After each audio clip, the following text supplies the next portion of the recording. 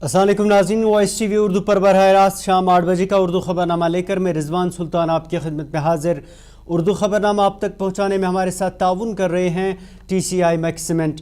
और अब खबरें तफसील के साथ। जनूबी कश्मीर के ज़िला कुलगाम के काडर इलाके में सिक्योरिटी फोर्सेज और मिलिटेंटों के दरमियान आज सुबह हुई खूनरेज़ झड़प में एक आला कमांडर समेत 5 मुकामी मिलिटेंट मारे गए हैं, जबकि 2 सिक्योरिटी एहलकार जख्मी हुए।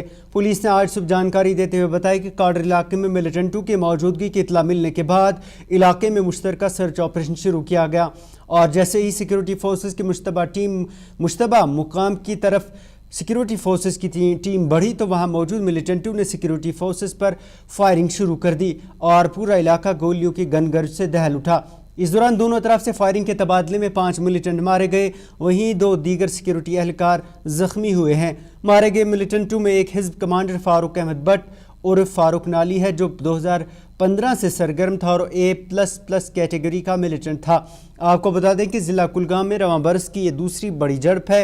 इससे कबल 8 जुलाई को 2 अलग अलग झड़पों में 6 मिलिटेंट और 2 सिक्योरिटी एहलकार मारे गए थे।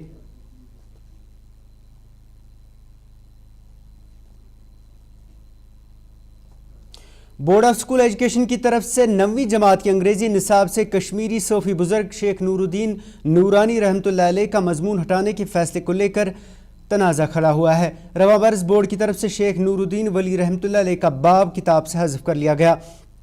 इस सिलसिले में वादी कश्मीर के सियासी लीडरान की तरफ से इस फैसले को लेकर शदीद नुक्ताचीनी की जा रही है। जम्मू कश्मीर पीपल्स कॉन्फ्रेंस के चेयरमैन और रुकन असम्बली सजाद गनी लोन ने इसकी शदीद अल्फाज में मजम्मत करते हुए इसे सकाफती दहशतगर्दी करार दिया। एक्स पर एक पोस्ट में सजाद गनी लोन ने कहा है कि शेख नूरुद्दीन नूरानी रहमतुल्लाह अलैह की बिला तफरीक मजहब लोग इज़्ज़त व एहतराम करते हैं।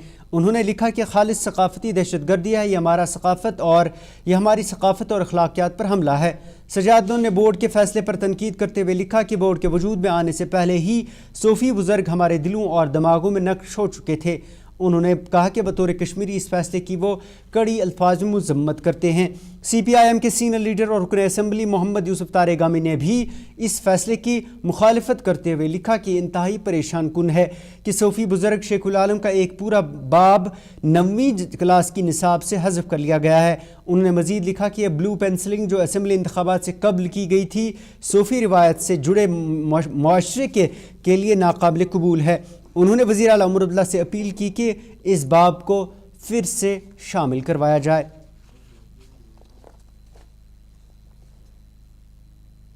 दूसरी तरफ से PDP के सीनियर लीडर नईम अख्तर ने इस मामले पर रद्द-ए-अमल देते हुए भाजपा पर जम्मू कश्मीर के अवाम की शनाख्त को ख़त्म करने का इल्ज़ाम लगाया। वॉइस टीवी के साथ बात करते हुए उन्होंने कहा कि शेख नूरुद्दीन नूरानी रहमुल्लाह अलैह यहाँ के मजहबी मीरास की सबसे बड़ी अलामत है। नईम अख्तर ने कहा कि उन्हें निसाब से निकालना यहाँ के लोगों की बड़ी तौहीन है। सिलसिला जो शुरू हो गया है बीजेपी की तरफ से कि कश्मीर उनके लिए एक सिविलाइजेशनल प्रोजेक्ट है।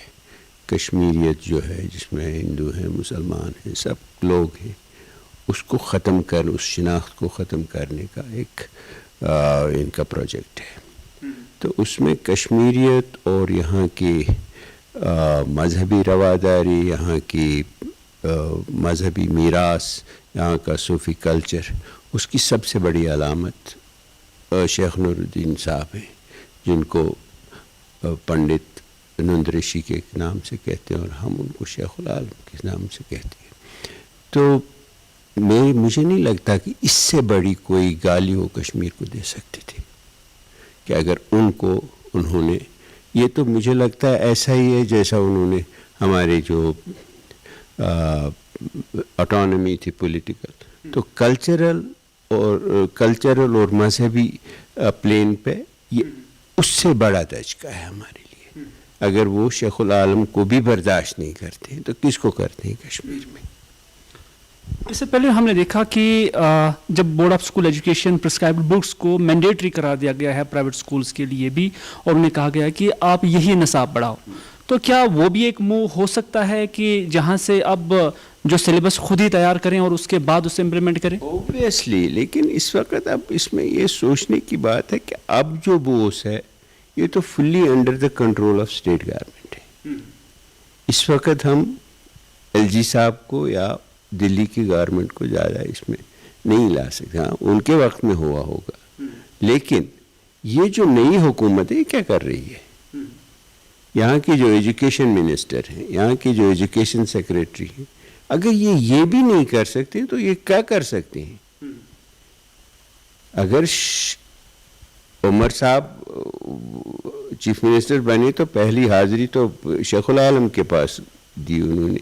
कोई भी आता है कश्मीर में वहाँ जाता है, एलजी साहब जाते हैं, दूसरे लोग जाते हैं, कोई गवर्नर जाते हैं, प्राइम मिनिस्टर जाते हैं। वो तो एक मर्जा है हमारी पूरी हमारी फेथ का, हमारी विरासत का, हेरिटेज का और हमारी शिनाख्त का। तो अगर मुझे नहीं लगता कि इस हुकूमत को मुझे लगता है कि इसी एक बात पे उनको आड़े हाथों लेना चाहिए कि ये 50 सीटें लेके ये शेखुल आलम को निकाल रहे हैं अपने निसाब से, उसके बाद क्या बचा इसमें? तो ये एक कल्चरल इन्वेजन है और एक्सक्लूजन है। हमारा जो तहजीबी विरसा है उसको ख़त्म करने का एक बहुत बड़ा सानिया है। It's a tragedy. देखिए, एक सिलसिला जो शुरू हो गया है बीजेपी की तरफ से कि कश्मीर उनके लिए एक सिविलाइजेशनल प्रोजेक्ट है। कश्मीरियत जो है जिसमें हिंदू हैं, मुसलमान हैं, सब। उधर वज़ीर आला उमर अब्दुल्ला ने मोहम्मद यूसुफ तारेगामी के ट्वीट का जवाब देते हुए उन्हें यकीन दिलाया कि ऐसा नहीं होगा। एक्स पर वज़ीर आला ने पोस्ट में लिखा कि मोहम्मद यूसुफ तारेगामी को यकीन दिलाता हूं कि बाब को हज़फ नहीं किया जाएगा। उन्होंने मज़ीद लिखा कि जैसे हुकूमत की तवज्जो में ये लाया गया तो इस मामले को वज़ीर तालीम सकीना इत्तू ने पहले ही उठाया है।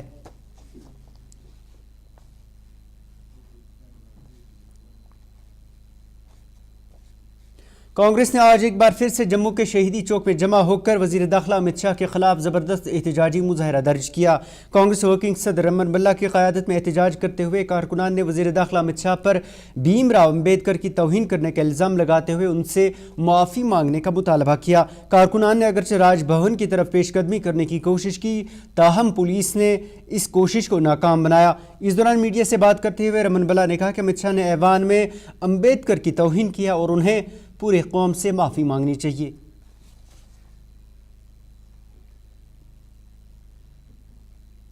पूरे हिंदुस्तान में सड़क से लेकर सदन तक लड़ाई जारी है कि अमित शाह ने जो टिप्पणी की है अम्बेडकर साहब, जिनका लोहा दुनिया मानती है, उन्होंने ऐसा कॉन्स्टिट्यूशन दिया कि आज हिंदुस्तान बुलंदियों को छू रहा है, तो उसके पीछे स्पिरिट थी डॉक्टर अम्बेडकर साहब की।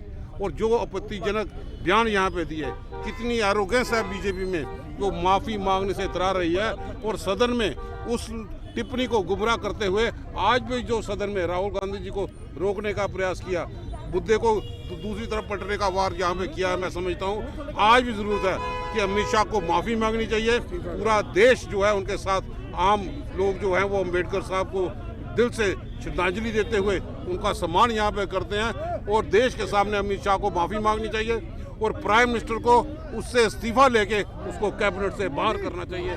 आप सब लोग जानते हैं कि कांग्रेस ही एक ऐसी जमात है जिसने 70 साल तक अंग्रेजों के खिलाफ आज़ादी की जंग लड़ी, हिंदू, मुस्लिम, सिख, ईसाई सबको कांग्रेस के झंडे के नीचे इकट्ठा किया, जंग लड़ी और कुर्बानियां दी। 70 साल की जंग के बाद उन्होंने मुल्क को आज़ाद करवाया और आज़ादी के बाद एक बहुत बड़ा संकट खड़ा हुआ कि हमने मुल्क तो आज़ाद करवाया, लेकिन इस मुल्क को आगे चलाना कैसे है। कांग्रेस की सीनियर लीडरशिप ने बैठ के विचार किया कि इसके लिए एक संविधान बनाना जरूरी है, जो मरहूम बाबा साहब भीमराव अंबेडकर जी की अध्यक्षता में कमेटी बनी और उन्होंने एक लंबी सोच के बाद और बड़ी मेहनत के साथ हिंदुस्तान का संविधान जो था वो तैयार किया। ऐसा संविधान जो दुनिया के किसी देश के पास इतना अच्छा संविधान नहीं था जो हिंदुस्तान को संविधान बाबा साहब और उनके सहयोगियों ने बना के दिया, जिसमें लोकतंत्र का प्रोविजन था कि आज के बाद मुल्क में जितनी भी सरकारें बनेंगी वो लोगों की चुनी हुई सरकारें होंगी। गरीब से गरीब आदमी को अपना वोट का अधिकार दिया। पूरे मुल्क के हर खित्ते की, हर इलाका की बराबर तरक्की हो, वो हमारे संविधान अधिकार देता है। हिंदू हो, मुस्लिम हो, सिख हो, ईसाई हो, चाहे वो मस्जिद में नमाज करने जाना चाहता है, चाहे कोई मंदिर में पूजा करने जाना चाहता है, गुरुद्वारा में माथा टेकने जाना चाहता है, हमारा संविधान। नाज़रीन, खबरनामा जारी है लेकिन उससे पहले एक तिजारती वक्फा। हर एक निवाले में और मिर्च जो बनता है लज्जत के विश्वास और प्यार से। लज्जत का रेड चिली पाउडर जो लाए हर जायके में एक गजब सा तीखापन और बढ़ाए खाने का स्वाद दुगना। आज ही ले आइए लज्जत का रेड चिली पाउडर। कश्मीर की वादियां और भी खूबसूरत लगती हैं जब हाथों में होता है प्याला ब्लैक मस्ती चाय का। ताजगी ऐसी कि हर लबों पे मुस्कान लाए, कड़क इतनी कि हर सुबह बेहतर नहीं बेहतरीन हो जाए। कश्मीर के असली चाय के दीवाने पीते हैं सिर्फ ब्लैक मस्ती चाय, आप भी पीजिए। हल्दी जिसकी महक और जिसके पीलेपन की चमक लाते हैं खेतों से सीधा आपके घर। लज्जत का हल्दी पाउडर जो बनता है बेहतरीन कूलिंग ग्राइंडिंग प्रोसेस से, जिसके खाने में जाते ही लोग उंगलियां चाट जाए। सुनहरा जैसे लज्जत और आपका अटूट विश्वास। लज्जत का हल्दी पाउडर। बाथरूम की पाइप हो तो परेशानी। मटन तो है सबकी फेवरेट और यही मटन जब बनती है लज्जत के मीट मसाला के साथ तो मीट का स्वाद लगे जायकेदार हर बार और बढ़ाए लज्जत से आपका प्यार। आज ही ले आइए लज्जत का मीट मसाला। नाज़रीन, वक्फे के बाद एक बार फिर से आपका इस्तकबाल है।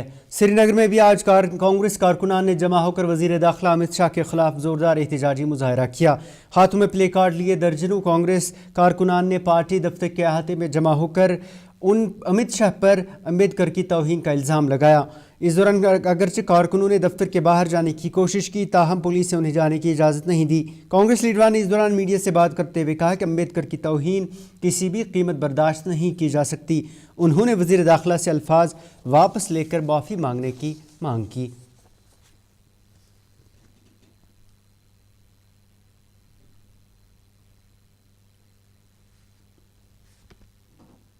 लोग देख भी रहे हैं कि किस तरीके से सदन में माननीय देश के गृह मंत्री जी ने बाबा साहब अंबेडकर को आरोप लगाया और बाबा साहब अंबेडकर ने किस तरीके से इस देश को कॉन्स्टिट्यूशन दिया है, जहां आप देख रहे हैं कि कैसे देश भर के देशवासियों ने इस मुल्क को खून से सींचा है और किस तरीके से देश के गृह मंत्री जी ने कैसे बाबा साहब अंबेडकर को कमजोर करने की कोशिश की, इंसल्ट किया है। उस इंसल्ट को लेके पूरे देश भर में और हर एक प्रदेश में हर एक कांग्रेस के कार्यालय से प्रोटेस्ट दर्ज हुआ है। या तो अमित शाह जी को रिजाइन करना है या तो अमित शाह जी को माफी मांगना है देशवासियों के लिए कि अंबेडकर साहब को इंसल्ट कराने में जो उन्होंने पार्लियामेंट के सेशन के दौरान देश भर के देशवासियों को निराश करके उसने जो बातें कही हैं उन बातों को वो वापस लें और देश को माफी मांगे। तो जो आपको पता है कि कल जो हमारे ऑनरेबल जो हमारे होम मिनिस्टर अमित शाह जी ने जो बयान दिया है पार्लियामेंट में और डॉक्टर अंबेडकर साहब के खिलाफ जो उन्होंने कहा कि 3 बार उन्होंने कहा कि अंबेडकर का अगर लोग करते तो अच्छी बात नहीं थी, अगर वो उसके बदले अपने प्रभु का नाम लेते तो कहीं पहुंचते। लेकिन उसने अंबेडकर साहब को नहीं छोड़ा, उसने हमारे इंडिया की कॉन्स्टिट्यूशन को नकारा। जो हमारा इंडियन कॉन्स्टिट्यूशन है उसको उसने उसके खिलाफ वो खड़ा हो गया। तो उसी को लेकर हम आज ये कहना चाहते हैं कि जो अमित शाह जी ने ये बयान दे दिया है उसके खिलाफ हम प्रोटेस्ट कर रहे हैं। उसको ये बात वो हमारे संविधान के बारे में ऐसे नहीं बता सकता है। हमारे पूरा जो हिंदुस्तान है, आज हमारे कश्मीर में ये प्रोटेस्ट नहीं हो रहा है, पूरे हिंदुस्तान में प्रोटेस्ट हो रहा है कि उन्होंने डॉक्टर साहब अम्बेडकर के खिलाफ ऐसे बयान दिए हैं जो बिल्कुल पूरे मुल्क के लोगों को उसके मैं ये कहना चाहूँगी कि वो हम उसके खिलाफ हैं, क्योंकि उन्होंने हमारे डॉक्टर साहब अम्बेडकर जो थे उन्होंने जो भरपूर हिस्सा लिया था हमारी आज़ादी को लेकर, हमारे कॉन्स्टिट्यूशन को बनाने में जो उन्होंने पहल की थी, तो उसको वो नकारते हैं। लेकिन वो हमेशा मोदी मोदी करते रहेंगे, लेकिन लोगों को वो उसके लिए नहीं कहेंगे कि भगवान का नाम लिया करो। लेकिन जब हमारे कॉन्स्टिट्यूशन की बात आएगी तो अम्बेडकर बोल ऐसे बात छोड़कर ऐसे ताने दे देंगे कि हमें स्वीकार नहीं। बीजेपी की गुंडागर्दी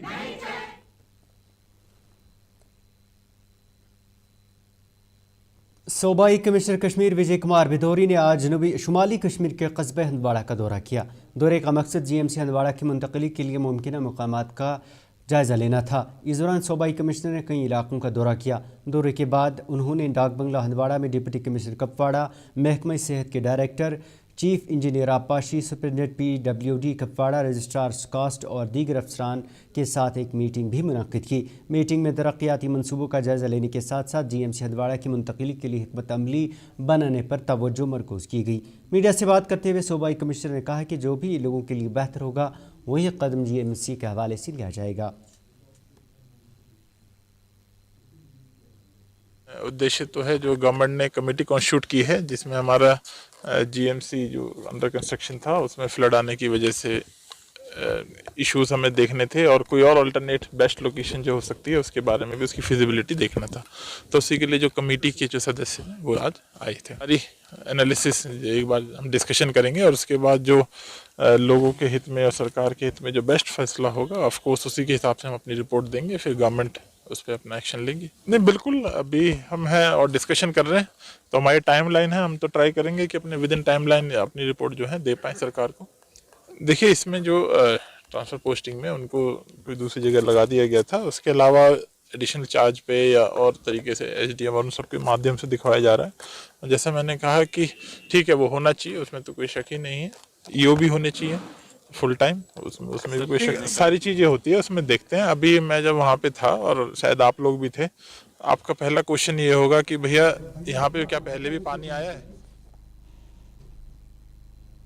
नाज़रीन, ये था 8 बजे का उर्दू खबरनामा। इसके साथ ही अपने मेज़बान को इजाज़त दें और आप देखते रहिए वॉइस TV उर्दू। अल्लाह हाफिज़।